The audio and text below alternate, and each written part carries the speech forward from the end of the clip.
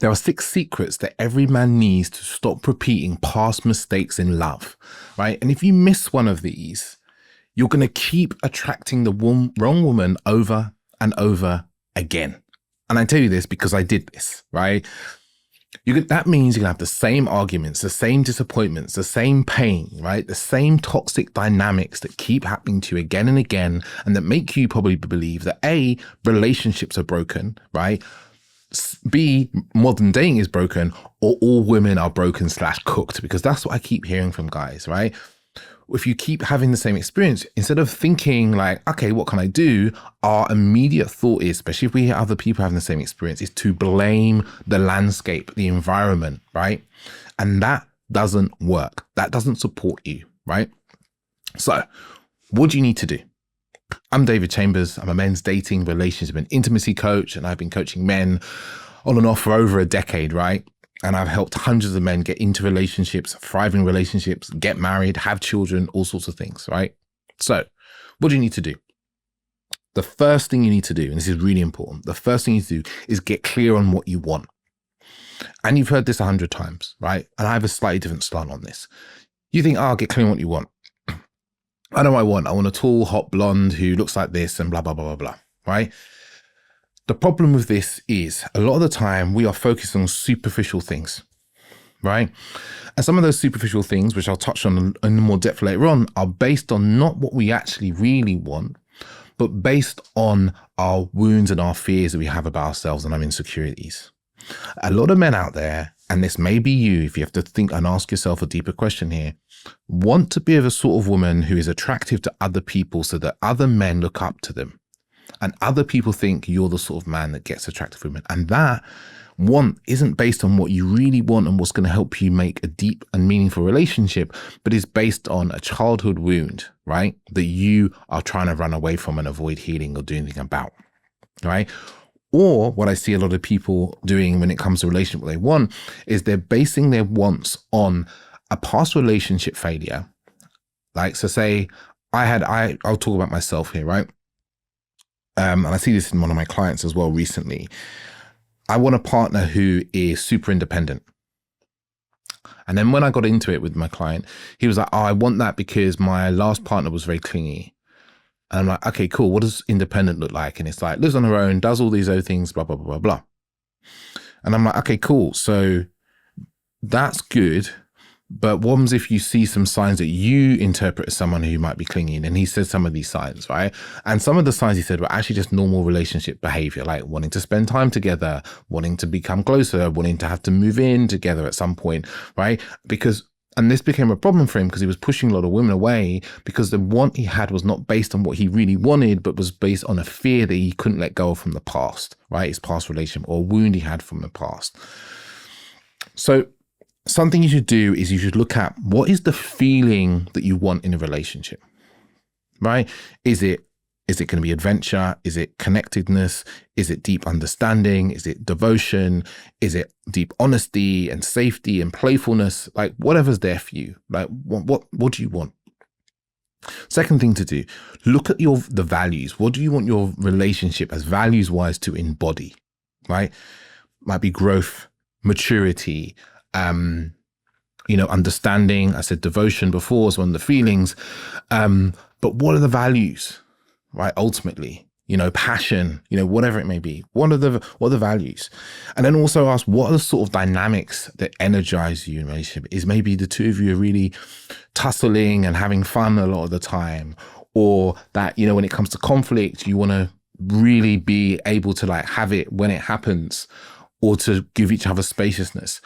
Get clear on what you want, right? And then I added a bonus one. It's not even down in my notes that I wrote just now.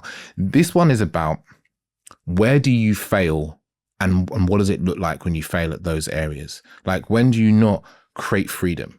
When do you struggle to be adventurous? Like just get clear on all that, because it might well be the reason why you're pushing away people is because ultimately the things you want, you struggle to embody yourself. Right? Or you struggle to allow into the relationship because of your own fears and insecurities. Yeah. So this is the first point. The second point is differentiating between the superficial and the meaningful, right? As I said before, we often have this idea of these superficial things. Looks is the most superficial, right?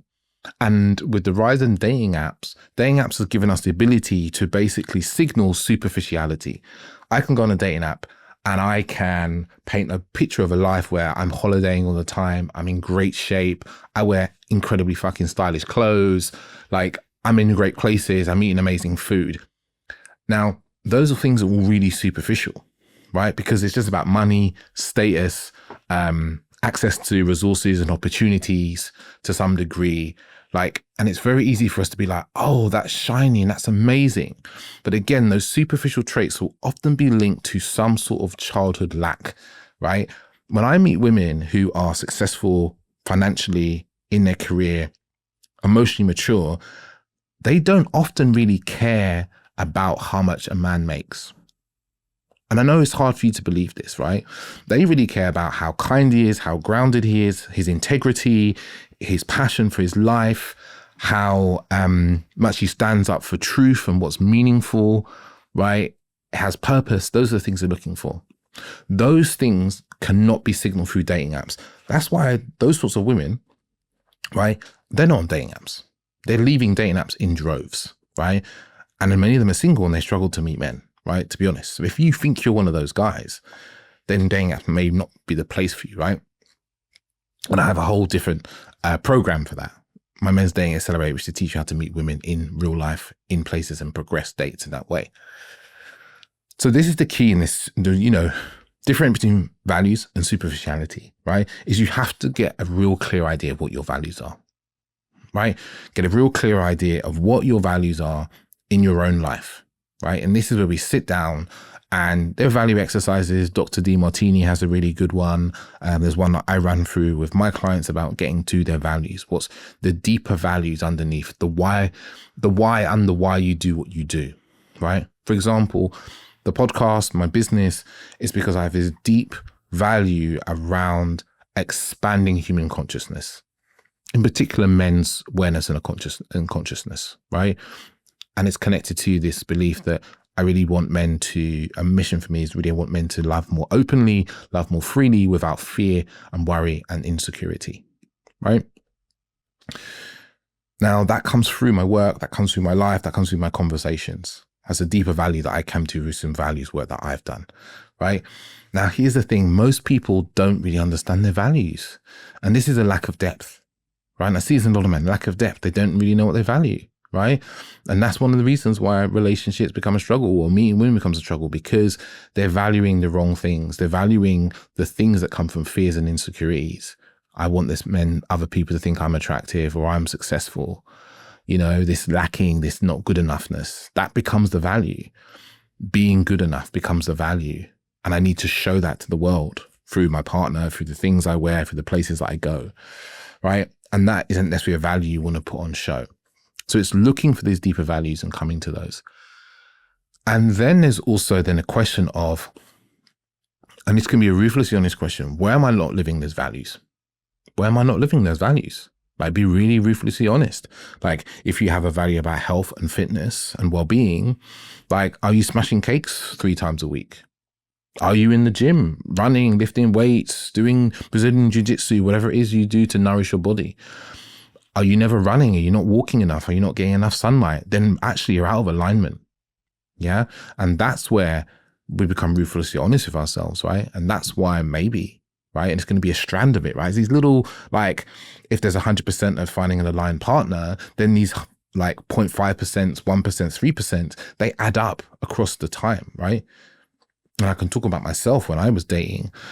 I was saying I wanted to meet a woman who was calm and cool and open and all these things, but I wasn't. I was emotionally reactive, and my emotional reactivity didn't show up as like screaming and shouting.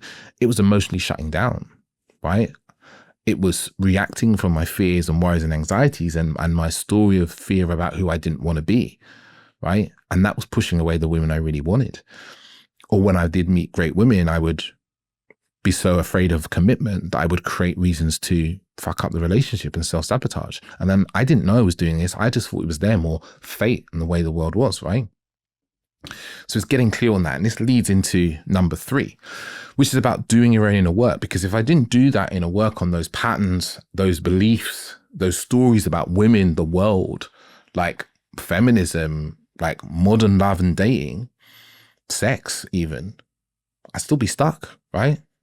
You know, I meet a lot of men who are like, women don't want a good man. They just want muscles and blah, blah, blah, blah, blah, right? And what they're referring to some degree often is they're referring to women they see online, right? Women they see on Twitter and they see on Instagram and TikTok and even YouTube. And you're like, but these are like girls, they're 20-year-olds.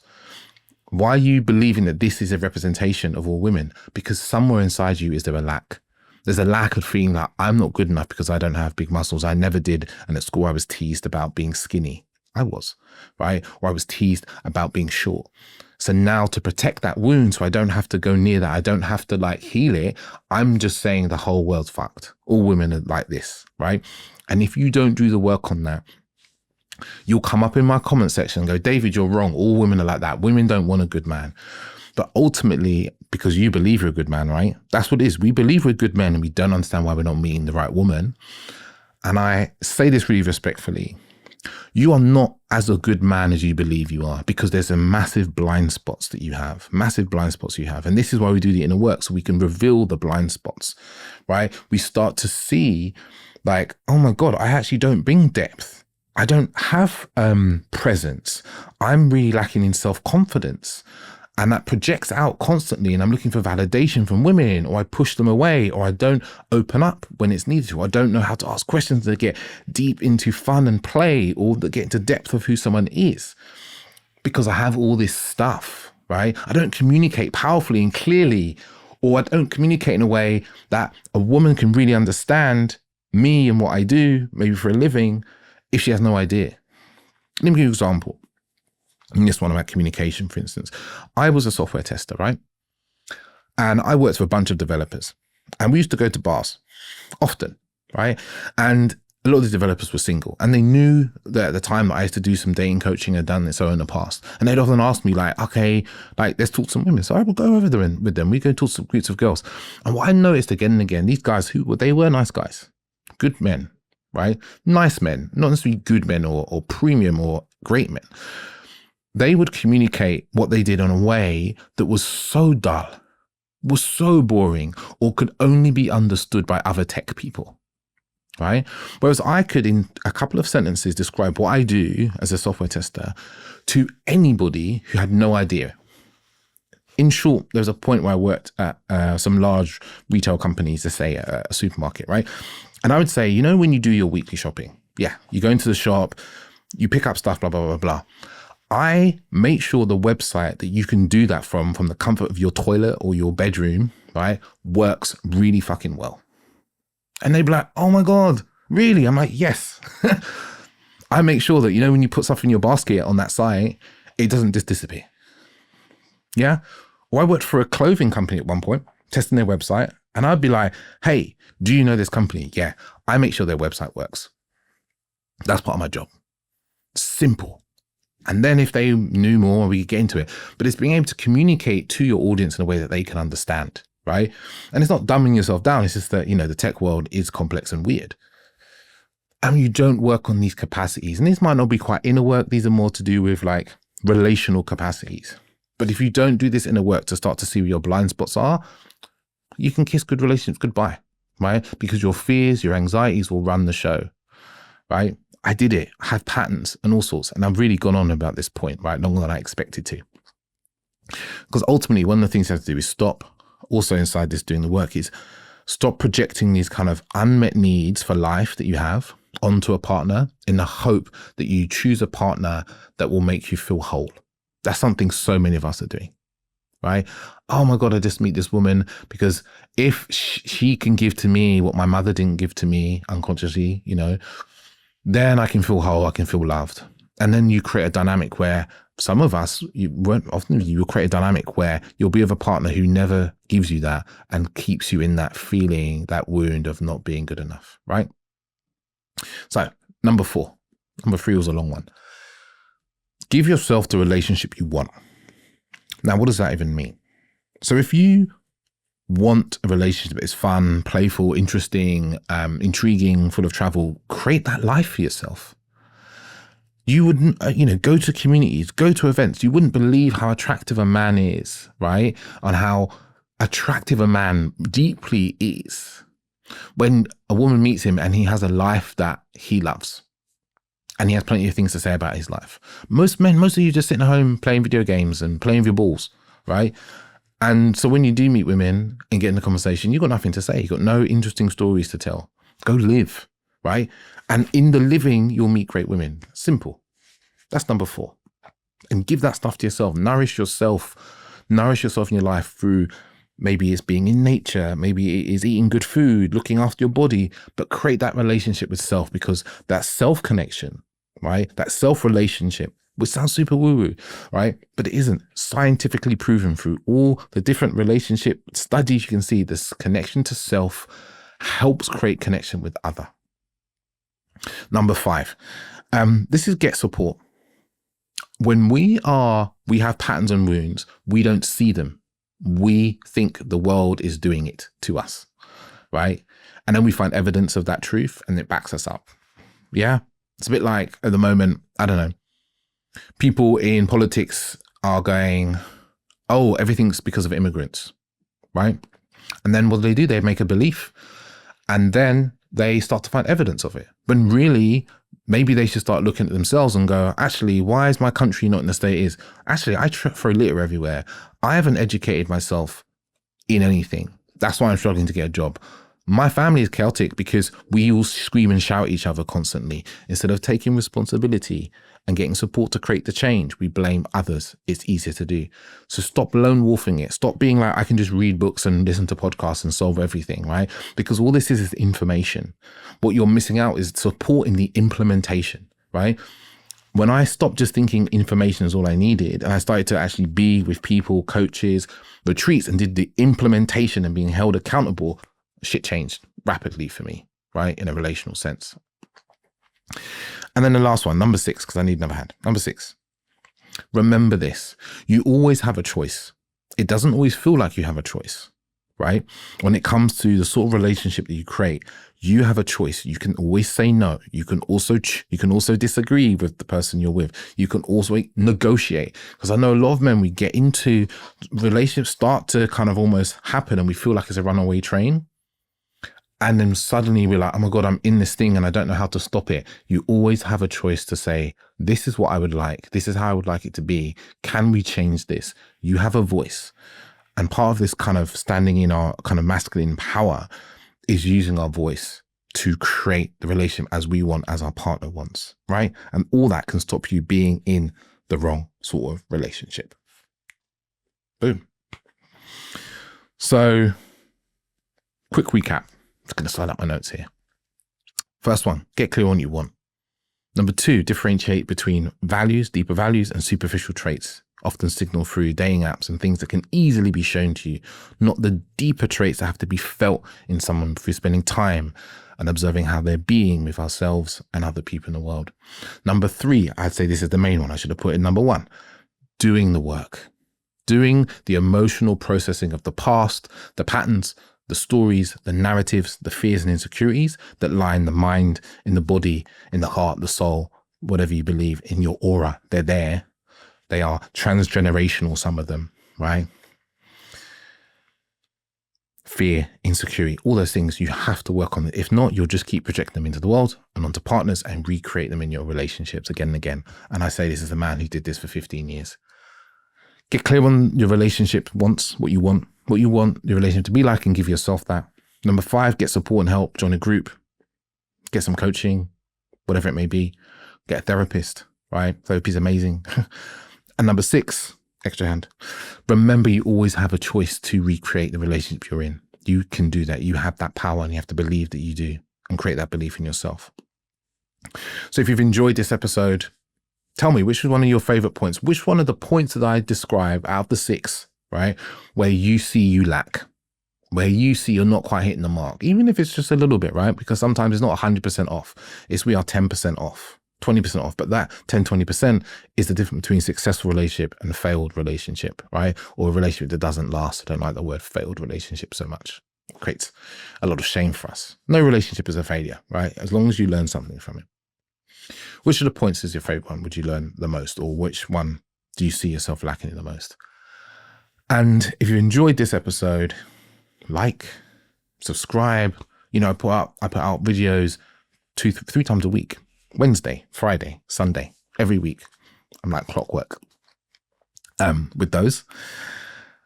So yeah, cheers. Thanks for being here. Actually, last one, FYI. I'm also creating a program. I'm really creating a program around men, for men around their relational capacity, the relational skills, the relational abilities that we didn't get. You know, how can we heal this past stuff that I talked about in the inner work? How can we then grow in our confidence to show up in relationships, and how we can then lead our relationships and bring that to a partner so we create a beautiful, deeply connected relationship, even through the noise of modern dating, right? Even finding a great partner. So I'm creating a program for, you know, like a select group, elite group of men who really want to show up in that way in relationships, who want to actually make that happen, make their relationship great, make relationships great again. Yeah. So look out for that. If you're really keen, drop me an email. Tell me what enlivens you about that. And yeah, we can chat, or we can you know, you can wait for it to be released, right? But the early people that contact me will definitely be in for discounts and extras and so forth from me. So until next time, ciao, ciao.